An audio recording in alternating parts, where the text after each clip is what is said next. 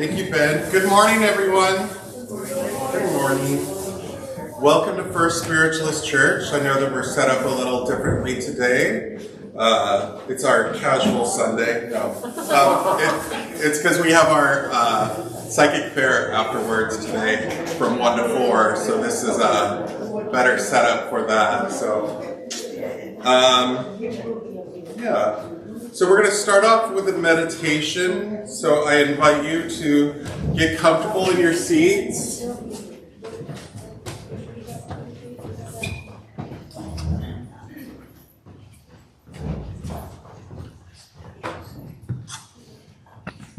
Feel free to close your eyes. Take a deep breath in through the nose and let it out through the mouth. Take another deep breath in through the nose and let it out through the mouth. One more deep breath in through the nose. Hold it for as long as you can or want to. Whenever you're ready, you can let it out.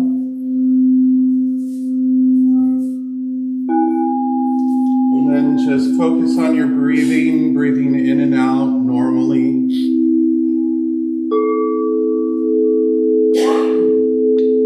Picture yourself breathing in love and breathing out love.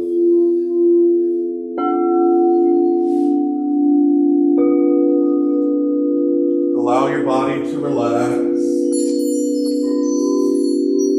Allow your mind to let go.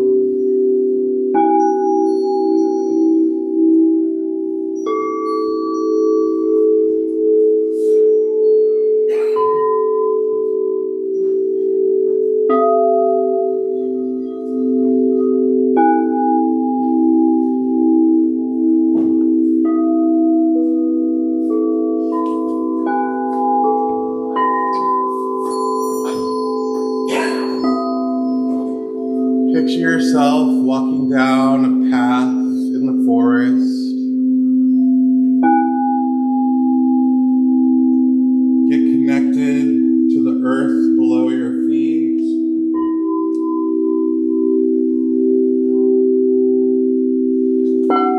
Connect to the trees that surround you.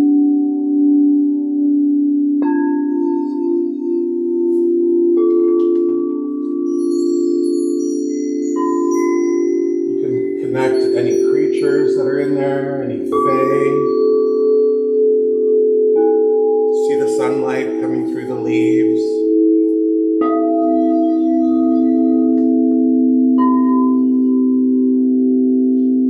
Keep walking down the path. As you go deeper and deeper into the forest, you feel safe. Feel connected to Spirit, to Mother Earth. And then you come to a circle clearing in the center of the forest. And go ahead and stand in the center of the circle.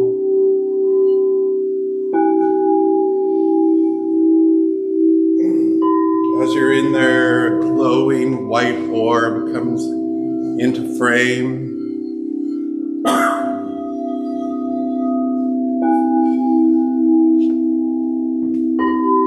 The energy of this orb has a message for you. It tells you something you need to know or hear.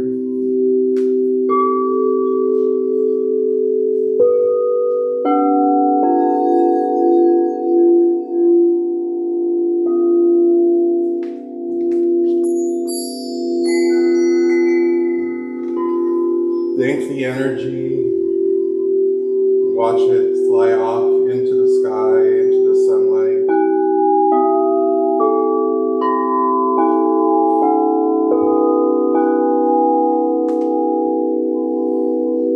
And then turn around and start walking back down the path.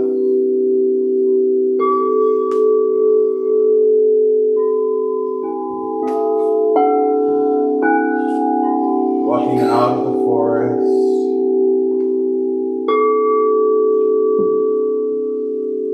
Slowly return to the church, into your body. You can stretch, you can open your eyes, you can wiggle your toes and fingers.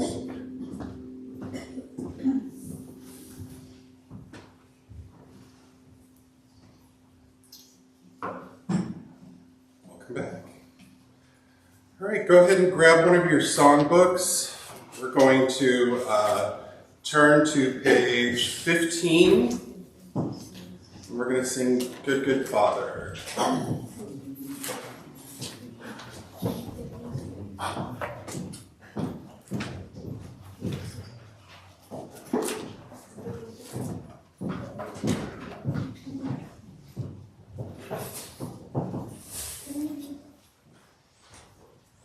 Hello? Maybe not.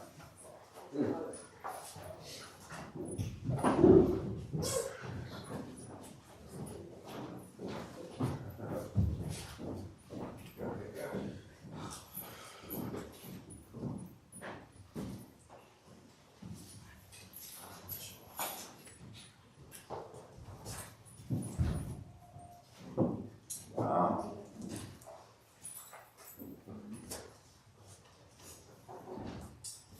Is it on mute or? Yeah, I don't know what it is. All of our electronics today are not having, they're like, nope, we're good. Let's do, huh?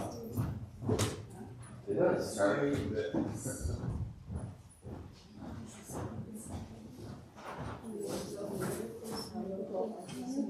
Let's have the piano player accompany us.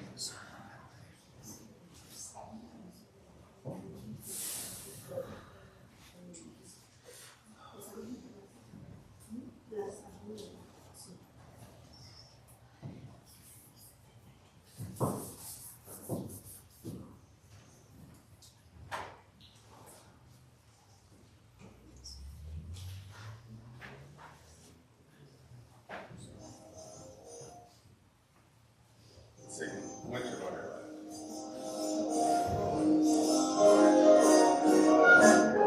Sleigh bells ring, are you listening? In the lane, snow. The lyrics are back here if you want to look back there. Beautiful sight, what happens tonight? Walking in a winter wonderland. Now the way is the new bird. It's there, is the new bird. He sings a song, he's going along, walking in a winter wonderland. In the meadow we can build snowman. We'll pretend that he's Parson Brown. He'll say, are you there? You'll say, no, man. You can fix down your town. Later on, you'll conspire as you dream by the fire. Case of faith, plans that we made, walking in a winter wonderland.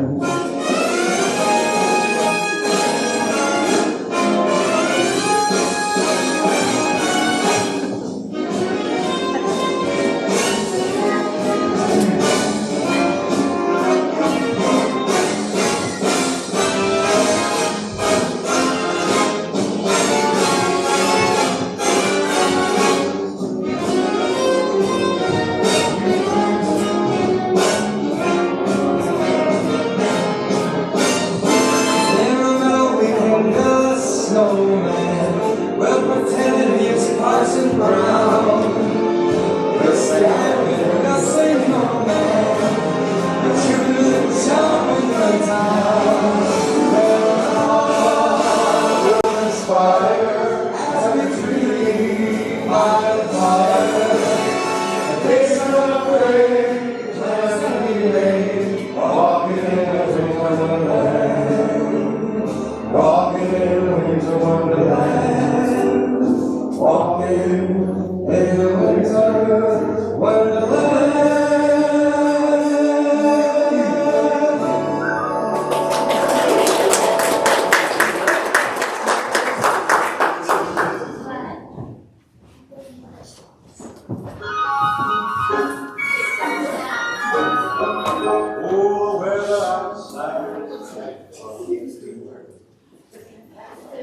We'll keep the fire going.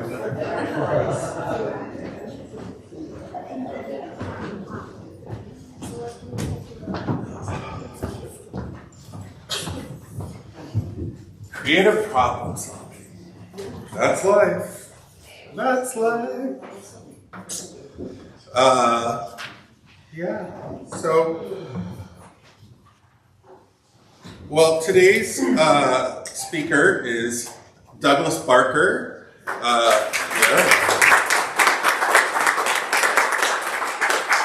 He's a great teacher, historian, incredible tarot card reader. If you're going to be around for the psychic fair, he'll be here today for that as well.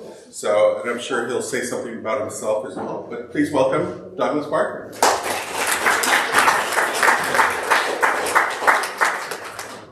Well, good morning to all of you. Good morning. Today I have a rather otherworldly topic. That is, it's entitled Characteristics of Star Seeds. And are you perhaps one yourself? Now, first of all, to give you something of a definition, we hear a lot about star seeds or star children these days. Star seeds, basically, are advanced souls living in human form on Earth, but they have their origins in other planets, other galaxies, other universes, or even in other dimensional frequencies. Now, a call for help was sent out into the universe to help Earth conquer the negative forces that have been in control here for centuries and centuries. And starseeds are people who said, yes, I'll volunteer. And they came here as a galactic volunteer. However, most starseeds are unaware that they are starseeds. They're not even aware of their gifts in many cases. Because like every other soul who incarnates into the third dimensional reality of Earth, they have to go through the veil of amnesia like everybody else and forget their spiritual or extraterrestrial origins. Now, that is not to say that they're completely devoid of any idea of the Earth. The majority of the starseeds are actually old souls, and they have incarnated a number of times on this planet in order to prepare themselves as well as the Earth for ascension.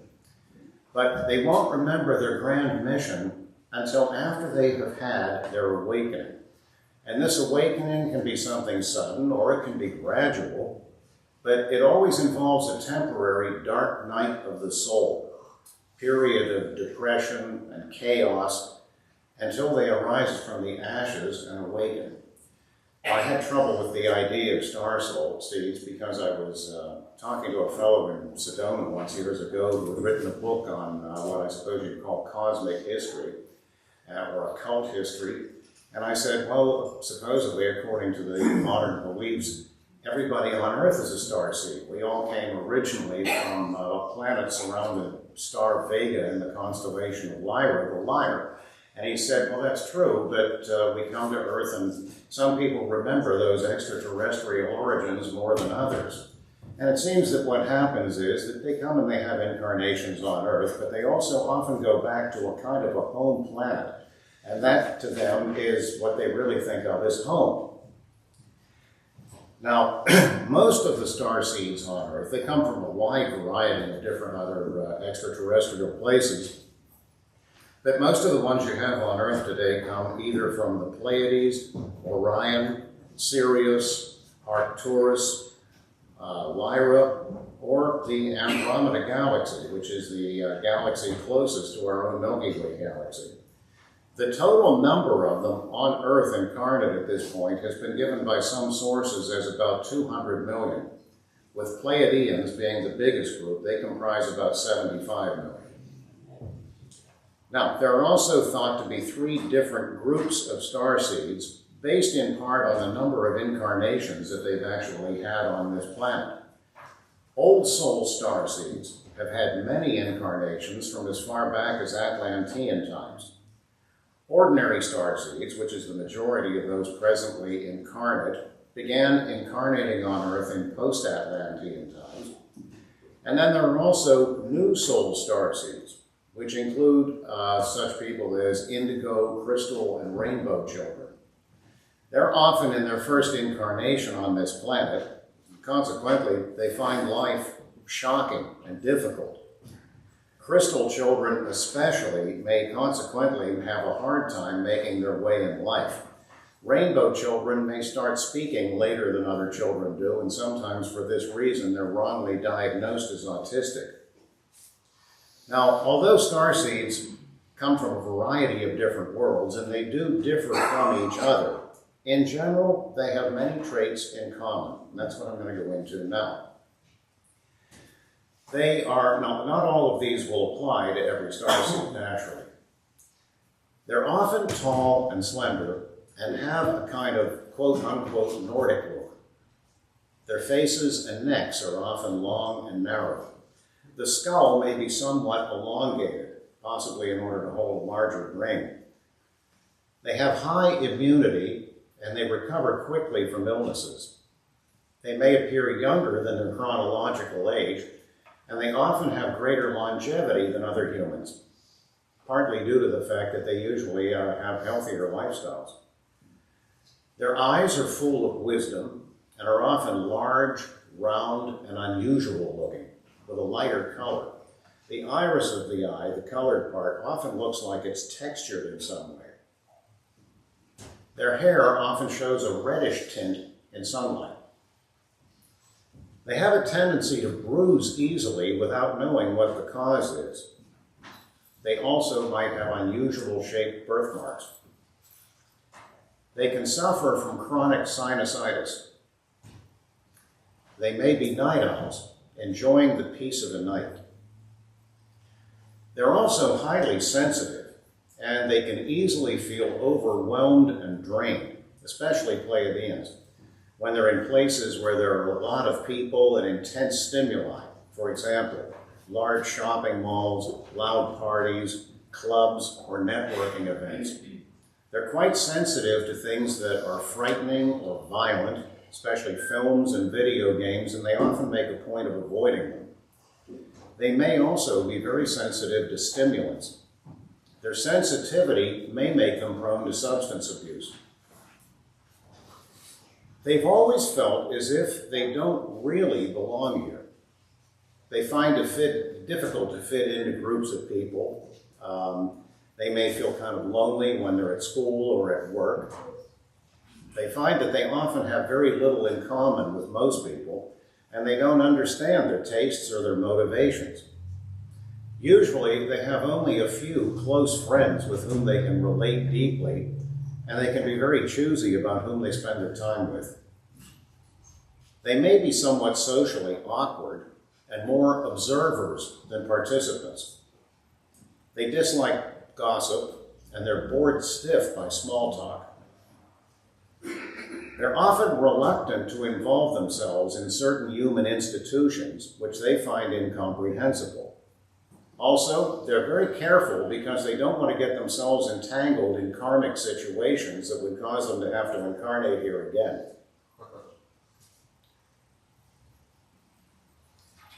They are more task-oriented than relationship-oriented.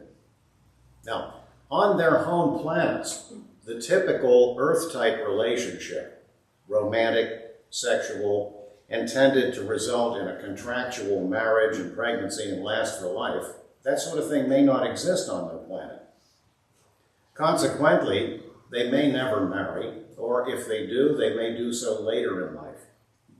They may not need, quote, another half in order to feel complete. In some cases, they may come from a planet in which everybody's the same gender. Don't ask me how they reproduce. They may well remain childless or just have one child. And quite often that child's delivered by C-section. They find much of society hostile and cannot understand things like environmental damage, poverty, the debt-based economy, greedy politicians, fear-based media, punitive divorce laws, etc., etc. You don't see a lot of starseeds yelling, "Hey, I'm a starseed." No, exactly the opposite. They often work humbly behind the scenes rather than try and call attention to themselves. Although they're always ready to help, they don't make the usual close connections with people, and therefore people often see them as being aloof, cold, or distant. They're going through a spiritual awakening, or they've been through one. They're into holistic health and don't trust the pharmaceutical industry. They are peace-loving, and they can't understand war or wanting to join the military. They're highly intuitive and good at reading between the lines. They can easily see behind other people's masks. They have a fascination with flying, hang gliding, skydiving, or perhaps they have dreams of flying. They're fascinated with technology and gadgets, especially Syrians. They tend to believe in conspiracy theories. They are wise old souls, often more mature than their contemporaries in some ways, and they may have cultivated friendships with older people even when they were children. They may well, when they were children, have stood out as different, and in some cases they may have been bullied because of this. They often ask deep and serious questions, and they want to know the way things are. They're fascinated by astronomy, astrology, looking at the stars, or science fiction. They've had a near-death experience or an out-of-body experience. They feel like they have a big mission in life, but often they don't know what it is. It might be something that's felt very simply as just a general urge to help the planet and humanity in some fashion. But they may also be constantly searching for their life purpose and have tried a variety of metaphysical ways in order to find it. They have psychic, mediumistic, or paranormal abilities. They love nature, try to be in it as much as possible, go on walks through the forest, etc. They're drawn to whole food and vegetarian diets, and they're very spiritual rather than religious. They may have, in some cases, unexplainable memories in which something simply doesn't add up.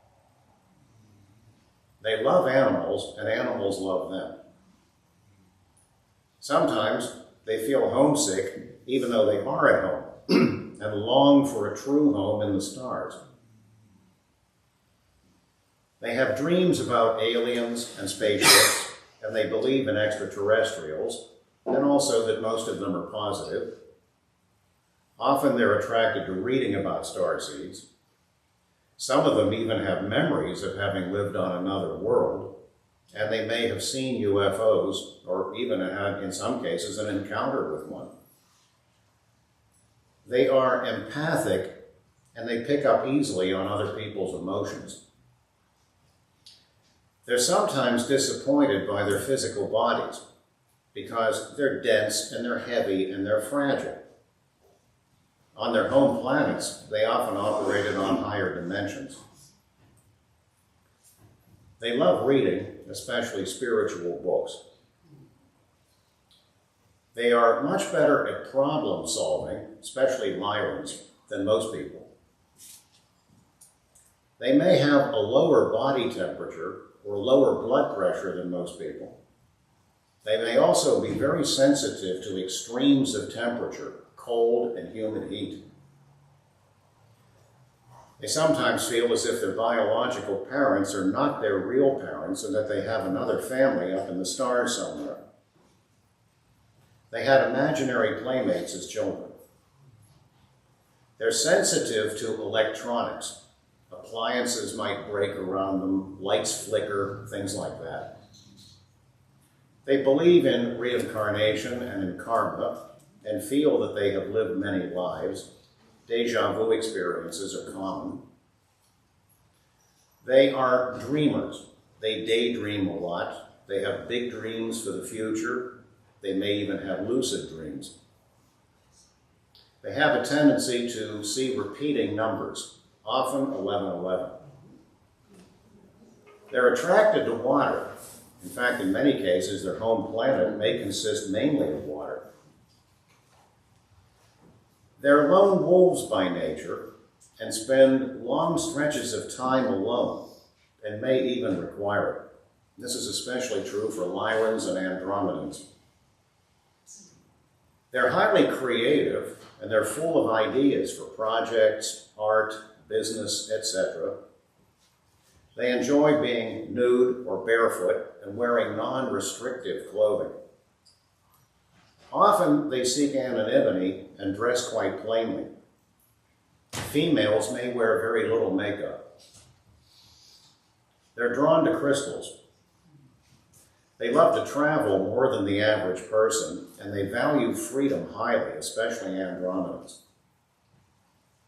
They have a fascination for ancient or very unusual civilizations, Atlantis, Egypt, Tibet, etc. And finally, they want to meet an extraterrestrial and figure that they'll probably get on well together. So you might want to think about those characteristics. Look at your own life, look at people who are close to you. Has anyone in here ever looked at the Enneagram? Sort of typing system? No. Well, so much for that. I was just going to say that they would tend to be Enneatype 5 or Enneatype 9 out of the 9 different types that exist. So, in any case, I hope that's been illuminating to you, and I thank you for your very kind attention.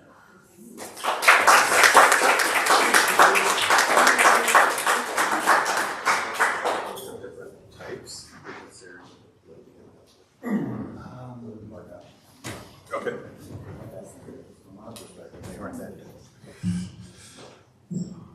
Thank you. All right. Nice. So, make some announcements today after church at 1 o'clock. So it gives you time to go grab something to eat and come back. We're doing our psychic fair where you can get readings, tarot, healing, all of that. And then Mondays, we have our spiritual growth circle. Mondays at 6:30, and it's over in Johnson Hall every Monday. And then on the 24th, we are doing a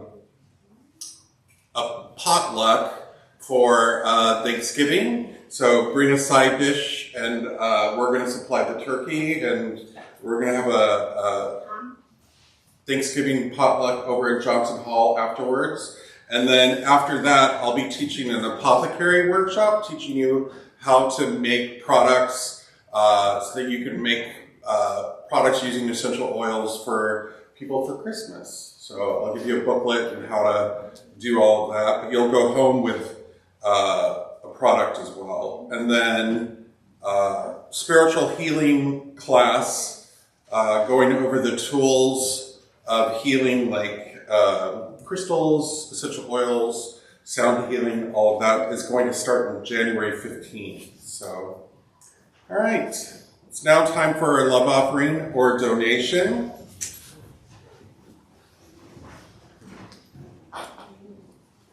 If you need to do it electronically, the instructions are in your program. If you need to, what am I saying? I'm so scattered today. I'm I'm up in the clouds, as I would say, energy-wise. If you if you can do it electronically, and the instructions aren't in your program, but if you go to First Spiritualist SD at Venmo or PayPal, you can do that there. Or you can also just go to our website, which is also firstspiritualistsd.com. And if it's just energetic, if you just want to send good vibes of healing and growth for the church, just hold that in your mind's eye as we repeat the affirmation 3 times together that's printed in your program. Divine love in me blesses this offering and increases my consciousness of peace and prosperity in all my affairs. Divine love in me blesses this offering and increases my consciousness of peace and prosperity in all my affairs. Divine love in me blesses this offering and increases my consciousness of peace and prosperity in all my affairs. Our ushers, Cam and Patrick, will be coming around.